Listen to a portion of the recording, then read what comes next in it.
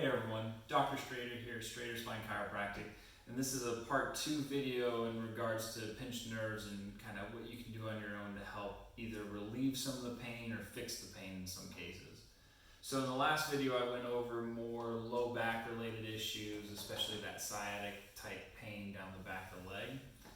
Last time I had talked about those directional preferences, or essentially that position you can put your body in to help relieve some of that pain, and in best case scenario, bring it back up from the leg or the arm back towards the spine.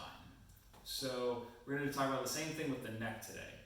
The neck's a little bit different than the low back in that the low back was more that extended position was the most relieving, and in some cases that's true as well for the neck. But the main one that I want you to focus on early on is this bending side to side movement. So when the spinal nerves exit and come out into the arm, they exit through these little tiny holes that we call foramen. Now the foramen typically get closed down in this position and with head rotated as well, if we're talking about the right arm.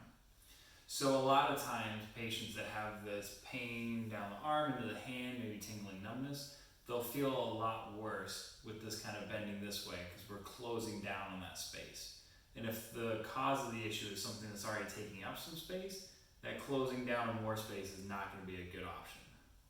Now, the issue with the neck is that it's not so simple as just bending to the opposite side. It makes sense that if this way closes it down, this way would make it better by opening it up. But anytime we have aggravation in the nerves, they don't like to be stretched. It almost always makes them worse.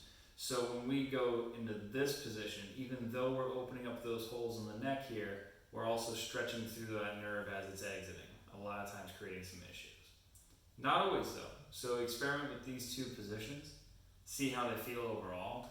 If both sides increases the pain, especially increases the pain on this same arm, that's when we're dealing with a little bit more pronounced of an issue, and you're definitely going to need an evaluation because it's way more likely that that's going to progress and stay for a longer period of time than if one way or the other gave you some relief or hurt.